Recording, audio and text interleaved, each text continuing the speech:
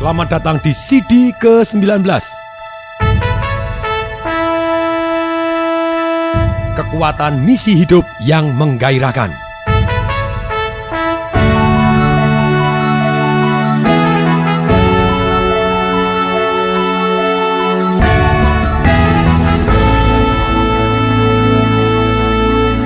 Kalau Anda ditanya, apa misi hidup Anda? Apa tujuan hidup Anda? Apa purpose of life Anda? Anda diciptakan Tuhan untuk apa sih di dunia ini? Kalau kemarin kita memberikan satu yang namanya pondasi, sekarang kita memberikan arah dan arti hidup ini, sehingga hidup kita menggairahkan. Ketika saya di universitas melakukan survei tentang sistem kebersihan di kota Solo, pada waktu itu kota Solo, my hometown, kota asal saya, itu mendapatkan piala Adipura untuk ke-7 kalinya. Dan menjelang ke-8 kali, dan pada waktu ketika saya survei, dan saya bandingkan dengan kota-kota yang lain untuk pasukan kuning, pada waktu itu pasukan kebersihan pakai baju warnanya kuning semua. Waktu mereka bersih-bersih, kalau di kota yang lain, saya tanya, Pak, sedang apa? Matanya memandang saya dengan aneh, mungkin dia dalam hati maki-maki saya. Ini orang goblok atau kenapa? Buta atau kenapa? Oh jelas nyapu, begitu ditanya. Betul juga, ternyata dengan wajahnya yang aneh dia memandang saya, kemudian dia ngomongnya begini, ya nyapu, masa nggak lihat? Udah gajinya kecil, ditanya-tanya, gangguin lagi. Wow, kalau dia seperti ini, saya mau tanya, apakah hasilnya bersih atau bisa jadi terserah dia? Sudah pasti terserah dia hasilnya. Kemudian yang kedua, pada waktu saya tanya yang di kota Solo, petugas kebersihannya jawabannya beda. Dengan pertanyaan yang sama, Pak, sedang apa Pak? Dia menjawab, oh Pak, saya sedang mempertahankan piala Adipura Pak, untuk ke-8 kalinya. Pasti Pak, Solo pasti akan dapat Adipura Kencana. Sebagai catatan, Adipura Kencana itu apabila 8 kali berturut-turut mendapatkan piala kebersihan, berarti dia mendapat satu yang namanya Adipura Kencana. Itu 8 kali berturut-turut. Dan kemudian, bahkan dia ngomong gini, dan Bapak harus tahu Pak, piala Adipura 1, kedua, ketiga, sampai ke-7, saya juga andil. Aha. Ketika dia ditanya, apa yang Anda kerjakan? Dan dia memberikan satu misi yang lebih mulia dari hanya sekedar menyapu saja. Pertanyaan saya, kira-kira mana yang lebih bersih? Orang yang mempunyai misi yang lebih mulia, atau yang sekedar, ya saya ini sedang nyapu? Atau yang, saya ini sedang mempertahankan piala Adipura. Bahkan saya pasti yakin Pak, mendapatkan piala Adipura Kencana.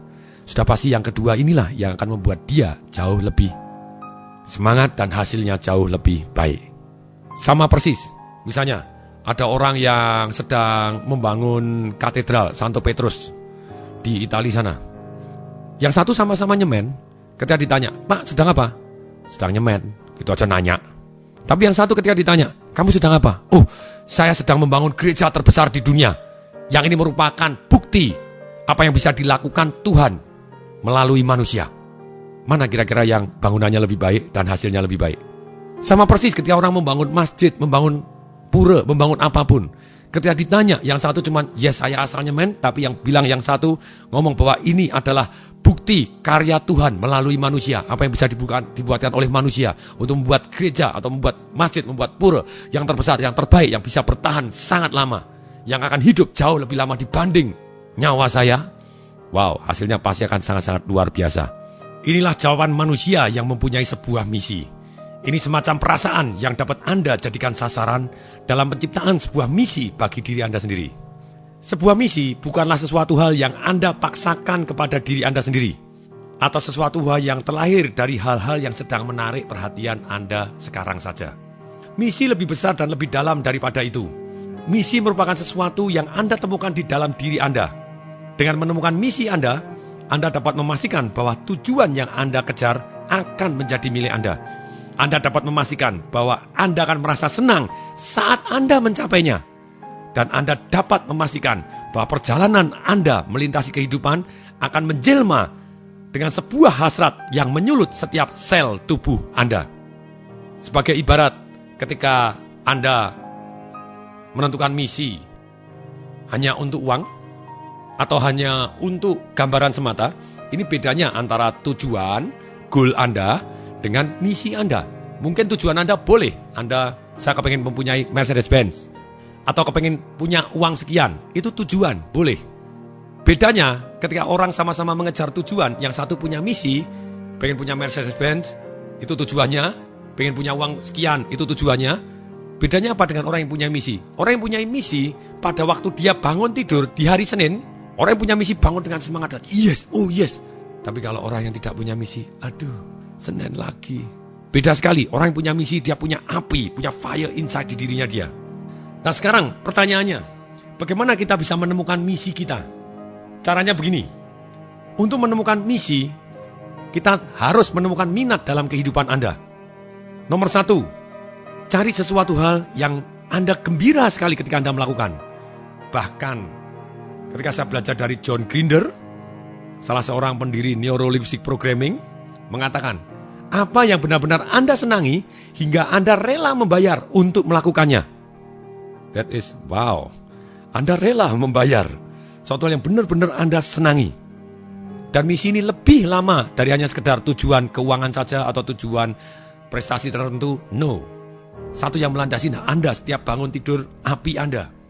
Kemudian yang kedua, bagaimana menemukan minat kehidupan Anda sehingga Anda bisa menyusun misi Anda jauh lebih baik.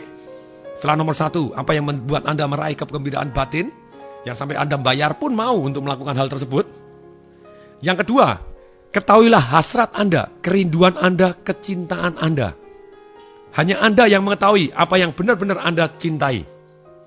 Anda mungkin tahu dari tanda-tandanya dari hobi yang Anda nikmati, atau mungkin Anda lebih menyukai manusia atau menyenangi komputer, atau bahkan keduanya, silakan. Mungkin Anda juga bisa berpikir tentang minat, kerinduan, kecintaan, hasrat tersebut. Rasakan isyarat-isyarat kegembiraan dan minat-minat yang memancar keluar dari dalam batin Anda. Rasakan hal itu, buatlah, tulis, inventarisasi dari peristiwa-peristiwa yang paling menyenangkan dalam kehidupan Anda. Jika Anda sudah memiliki 10 juta dolar, apakah yang akan Anda bayar supaya dapat Anda lakukan? Ini caranya. Seperti saya pribadi, ketika saya memutuskan satu misi dalam hidup saya, bahwa misi hidup saya adalah menikmati dan mengembangkan karunia Tuhan dengan cara membuat hal-hal ataupun tantangan-tantangan dalam hidup menjadi simple, menjadi sederhana, fun, menyenangkan, useful, bermanfaat, valuable, mempunyai nilai untuk diri saya sendiri, untuk orang banyak, dan untuk Tuhan. Ini misi hidup saya, yang akhirnya saya masukkan juga ke dalam identitas. Awalnya itu adalah misi berpisah dengan identitas. Saya adalah Tong Diseparingin yang bijaksana, sehat, keluarganya harmonis, kaya raya, ceria, diberkati dan dibimbing oleh Tuhan. Kemudian orang yang penuh semangat saya tambahkan. Kemudian yang di bawahnya saya tambahin lagi, yaitu orang yang mempunyai peran membuat masalah-masalah atau tantangan-tantangan menjadi simple, fun, useful, valuable untuk diri saya sendiri, untuk orang banyak, dan untuk Tuhan. Akibatnya ketika saya jadi pembicara, dari hasil pemikiran saya, dari hasil renungan saya, dari hasil saya belajar, dari hasil saya lakukan, kesimpulan saya, ketika saya berada di atas panggung, sebetulnya tulus hati saya sangat menikmati prosesnya, dan ketika orang mendapatkan manfaat, benar-benar bernilai untuk orang lain, dan kemudian orang ngirim SMS, terima kasih Pak Tung, hidup saya berubah karena Anda, sekarang saya menjadi begini, income saya jauh lebih baik, relation saya lebih baik, segala macam lebih baik. Wow, I really feel blessed and guided, dan menjadi saya semangat lagi untuk sharing lebih banyak lagi. Ketika Anda tahu hasrat Anda, kerinduan Anda, dan kecintaan Anda, seperti saya pribadi, bahkan saya sampai mempunyai keyakinan, kalau saya sakit, taruh aja di atas panggung, sembuh. Wow, ini benar-benar satu yang benar-benar exciting. Banyak orang naik di atas panggung, pulang sakit. Kalau saya enggak, saya sakit, taruh aja di atas panggung, sembuh. Ini satu keyakinan yang begitu powerfulnya, karena saya sangat cinta apa yang saya lakukan. Menjadi hasrat saya dan kerinduan saya untuk men-sharing apa yang saya tahu, yang saya anggap bermanfaat dan benar-benar bermanfaat untuk orang banyak dan untuk Tuhan. Kemudian, itulah yang Anda perlu ketahui, hasrat Anda apa?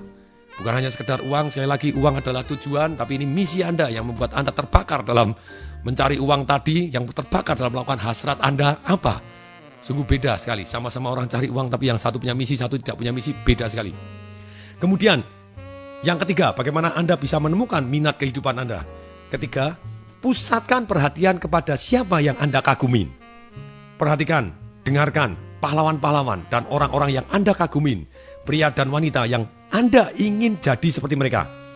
Siapa yang ingin Anda saingin atau tiru sepanjang hidup Anda? Para pahlawan ini mungkin memiliki minat, kehendak, dan tujuan yang tidak jauh berbeda. Berikan perhatian dan nikmatilah mereka.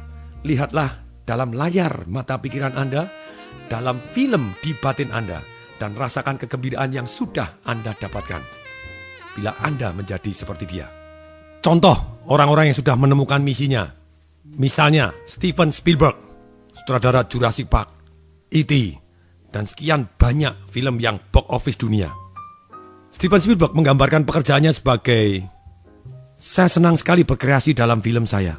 Saya menggunakan imajinasi sebagai alat kreasi yang hebat. Saya bermimpi untuk mencari nafkah.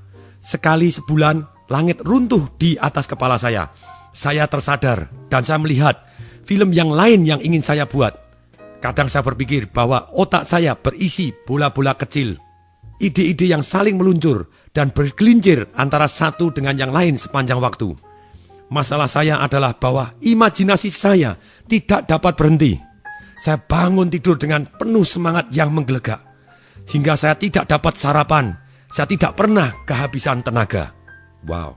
Ketika dia menggambarkan pekerjaannya seperti itu pada waktu membuat filmnya, sampai dia sendiri merasa bahwa tidak sarapan pun juga tidak apa-apa dan tidak pernah kehabisan tenaga ketika melakukan suatu hal yang dia benar-benar hasrat dan cintanya. Tanpa sadar, actionnya sebetulnya walaupun akhir uang datang berlimpah ke tempatnya dia. Kenapa? Karena dia memberikan yang terbaik dan melakukan yang terbaik dengan penuh semangat. Karena dia sendiri sebetulnya sudah tidak hitungan lagi tentang uang. Sebagai contoh, pada usia 17 tahun, ketika Steven Spielberg sedang tur meninjau Universal Studio, ia berjumpa dengan Chuck Silver, kepala bagian editorial. Spielberg berkata, pada waktu Steven Spielberg mau ketemu dengan Chuck Silver, kemudian ternyata Chuck Silver sendiri tidak memanggil penjaga untuk melemparnya keluar, melainkan dia berbicara dengan Steven Spielberg selama kurang lebih 1 jam. Bahkan ketika itu, Steven Spielberg menunjukkan, saya punya beberapa film loh yang sudah dibuat. Jadi sebelum ke Universal Studio pun, Steven Spielberg sudah begitu semangatnya dan dia sudah membuat film dari 8 milinya, dari kamera 8 milinya. Kemudian dia mau tunjukkan kepada Chuck Silver dan Chuck Silvernya juga kepengen melihat. Boleh, mari coba saya lihat filmmu.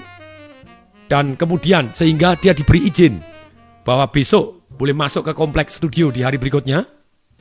Dan di hari berikutnya, Steven Spielberg datang dan menunjukkan 4 filmnya. Dan ketika dia melihat Chuck Silver sangat berkesan. Beberapa hari setelah meninjau Universal Studio, Steven Spielberg tidak menunggu undangan, tidak menunggu sampai dia lulus, tidak menunggu tawaran, dia mau dibayar berapa. Dia tidak peduli. Dia memakai tas kantor ayahnya dan begitu saja masuk ke dalam studio, dia tidak minta izin. Dan sebetulnya di dalam tas kantornya itu tidak ada apa-apa kecuali setangkap roti dan 2 batang permen. Dan tiap hari dalam musim panas itu, Steven Spielberg masuk pakai jas dan menggabungkan dirinya dengan para sutradara dan penulis serta editor dan pengisi suara. Dan kemudian ketika Steven Spielberg jalan-jalan ada satu ruangan kosong, dia langsung masuk menjadi seorang penghuni liar dan bahkan dia pergi ke toko kamera dan membeli beberapa papan nama dari plastik dan meletakkan namanya di petunjuk gedung Steven Spielberg ruang 23C. Wow. Kok dia hanya bekerja untuk uang? Dia nunggu panggilan. Mungkin dia nunggu digaji berapa. No, uang datang dengan sendirinya ketika Anda mengerjakan sesuatu dengan sangat baik dan memberi nilai tambah kepada banyak orang. Ini kuncinya. Kalau Anda memberi satu nilai tambah dan kemudian orang banyak mendapat manfaat dari nilai tambah Anda komunikasikan dengan tepat kepada orang banyak, uang akan sampai ke tempat Anda dengan sendirinya. Saya akan berikan beberapa contoh dari orang-orang yang saya kagumin. Salah satunya, misi hidup atau purpose of life-nya dari Anthony Robbins. Pengarang buku Unlimited Power, Awaken the Giant Within, yaitu dengan rendah hati melayani Tuhan, dengan menjadi contoh manusia penuh sukacita total, pengasih, ceria, kuat, penuh semangat, yang bisa kita miliki begitu kita bersukacita dalam karunia Tuhan dan dengan tulus mengasihi serta melayani semua makhluk ciptaannya. Wow, that is so powerful. Ini salah satu yang sangat-sangat penuh iman. Kemudian berikutnya yang kedua, dari Jack Canfield, rekan pengarang dari Chicken Soup for the Soul yang sudah laku lebih dari 140 juta buku, juga pengarang The Success Principles. Misi hidupnya adalah mengilhami dan memperdayakan orang-orang untuk menjalani visi tertinggi mereka dalam konteks kasih dan sukacita. That's amazing juga. Kemudian Robert G. Allen, ini pengarang buku One Minute Millionaire, Nothing Down, bagaimana beli properti tanpa uang muka, Multiple Stream of Income. Saya training langsung kepada beliaunya juga. Misi hidupnya adalah mengilhami dan memberdayakan orang untuk meraih takdir mereka. Simple, powerful. Kemudian ada juga DC Cordova, itu yang Money and You trainingnya. Pernah jadi rekan bersama Robert Kiyosaki di Money and You, ngajar juga. Dia punya Accelerated Business Institute juga. Misinya begini, mengangkat kesadaran kemanusiaan melalui bisnis. Very good. Kemudian ada misi yang menarik. Silakan tebak siapa dia. Meninggalkan dunia sebagai tempat yang lebih baik dibanding ketika saya dilahirkan bagi kuda dan manusia juga. Oke, bagi kuda. Wah, siapa dia? Ini orang namanya Monty Robert. Dia adalah pengarang buku The Man Who Listened to the Horse. Kemudian berikutnya, teman baik saya, orang yang memberi testimoni di dalam buku saya, Mark Victor Hansen, pengarang Chicken Soup for the Soul yang bukunya sudah laku 140 juta buku. Dan juga pengarang buku One Minute Millionaire. Mark Victor Hansen mempunyai misi menciptakan dan mengilhami 1 juta jutawan yang masing-masing menyumbangkan $1 juta kepada gereja atau badan amal. This really powerful juga. Dia bangun tidur pasti akan sangat bergairah. Kemudian juga guru saya yang baru-baru aja saya belajar kepada beliaunya, pengarang The Secret of Millionaire Mindset, T. Harv Eker. Misinya adalah mendidik dan mengilhami orang-orang untuk hidup dengan jati diri tertinggi mereka berdasarkan keberanian, tujuan, dan sukacita versus ketakutan, kekurangan, dan kewajiban. Ini contoh-contoh yang bisa menjadi teladan kita. Kemudian berikutnya, ini sangat penting. Tanpa misi sebagai kompas untuk membimbing kita, target, goal, atau rencana tindakan Anda mungkin pada akhirnya tidak memenuhi kebutuhan Anda. Sudah pasti Anda tidak kepingin mendaki sebuah gunung dan sampai akhirnya di atas gunung mencapai tujuan Anda, goal Anda, sampai di sana Anda merasa bahwa ini gunung yang salah. Celaka. Jadi misi itu adalah benar-benar pedoman kompas kita di dalam menjalani hidup ini. Sebagai contoh lagi, ada seorang bernama Julie. Dan ketika anak-anak dia sangat suka binatang. Akibatnya yang sering dia dengar pada waktu dia kecil, yaitu kata-kata, Julie, kamu harus jadi dokter hewan. Kamu akan menjadi dokter hewan yang hebat. Itu yang harus kamu lakukan. Jadi ketika sampai di universitas, Julie mengambil mata kuliah biologi, anatomi, kimia, dan mulai belajar untuk menjadi dokter hewan. Kemudian ketika dia berada di luar negeri, ketika mendapatkan beasiswa di Manchester, Inggris di tahun terakhir dia kuliah, ketika dia jauh dari tekanan keluarga dan staf pengajar di Ohio State University yang dimana dia mengambil fakultas kedokteran hewan, pada suatu hari yang membosankan dia duduk di mejanya dan dia dikelilingin banyak sekali buku-buku biologi dan dia melamun menatap di luar jendela. Saat itu dia tiba-tiba sadar, tahukah kau, aku sangat tidak bahagia. Mengapa aku begitu tidak bahagia? Apa yang kulakukan? Aku tidak mau jadi dokter hewan. Kemudian Julie bertanya kepada dirinya sendiri, pekerjaan apa yang begitu ku sukai, sehingga aku mau melakukannya tanpa dibayar, tapi yang pada akhirnya bisa menjadi sumber penghasilanku. Bukan jadi dokter hewan, itu bukan pekerjaan yang ku sukai.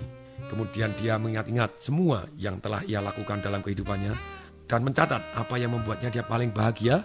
Kemudian ia menyadari bahwa pada waktu dia ikut konferensi-konferensi kepemimpinan, semasa dia muda, dia ikuti dengan sukarela, dan semua pelajaran komunikasi serta kepemimpinan yang dia ambil sebagai mata kuliah pilihan di Ohio malah membuat dia bahagia. Kemudian dia akhirnya sadar, mengapa aku bisa begitu buta? Sekarang aku sedang menjalani kuliah tahun keempat, dan baru akhirnya menyadari bahwa aku sedang menempuh jalan yang salah, dan tidak melakukan hal-hal yang benar. Padahal yang kuinginkan selalu ada di hadapanku. selama ini aku hanya tidak pernah meluangkan waktu untuk mengakuinya. Dengan semangat baru, Julie mengisi sisa waktu belajarnya di Inggris dengan mengikuti kuliah komunikasi dan kinerja media. Ketika kembali di Ohio State, ia akhirnya bisa meyakinkan pihak administrasi untuk membiarkan dia menciptakan programnya sendiri, bukan di dokter hewan, melainkan dalam bidang kepemimpinan. Walaupun akhirnya dia butuh 2 tahun ekstra untuk menyelesaikan kuliahnya. Ia kemudian menjadi konsultan manajemen senior dalam pelatihan dan pengembangan kepemimpinan untuk Pentagon. Wow, Pentagon. Ia juga memenangkan kontes Miss Virginia USA yang membuatnya bisa melewatkan sebagian besar di tahun 2002 untuk berbicara kepada anak-anak di seluruh Virginia. Dan baru-baru ini dia telah menciptakan role models dan mentors untuk organisasi kepemudaan yang mengajari anak-anak cara menjadi anutan yang lebih baik satu sama yang lain. Dan sekedar berita, Julie baru umur 26 tahun. Ini sebuah kesaksian tentang kekuatan yang bisa diciptakan oleh kejelasan misi dalam hidup Anda. Berita baiknya, Anda semua tidak perlu harus jauh-jauh pergi ke luar negeri, ke Inggris selama setahun untuk melepaskan diri dari tekanan harian. Anda cukup menyempatkan diri sekarang juga untuk mendesain misi Anda yang membuat Anda bergairah setiap waktu. Setiap Anda membaca, Anda tahu bahwa inilah Anda sesungguhnya. Sekarang juga, kerjakan PR Anda, tulis misi hidup Anda. Dengan cara terlebih dahulu, Anda temukan minat kehidupan Anda. Yaitu 1, apa saja yang meraih kegembiraan batin Anda. Kemudian yang kedua, ketahuilah hasrat dan kerinduan Anda serta kecintaan Anda. Yang ketiga, pusatkan perhatian pada siapa orang-orang yang Anda kagumi. Setelah Anda jawab 3 pertanyaan ini, kemudian tulislah misi Anda yang jauh lebih mulia, hanya sekedar mencari uang atau menyelesaikan suatu pekerjaan tertentu. Ambil satu peran yang sangat baik untuk dunia ini. Ini PR Anda, tulis misi ini di dalam buku sukses Anda. Boleh kapanpun Anda perbaikin, tapi sekarang tulis sekarang juga. Pasti bermanfaat. Sampai jumpa di CD berikutnya. Saya Tong Desem Waringin mengucapkan salam dahsyat.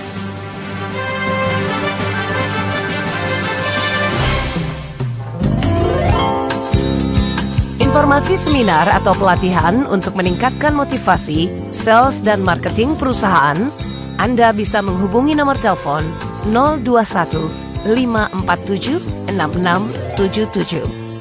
021 547 6677.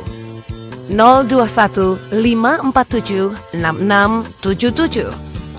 Atau klik di www.dahsyat.com.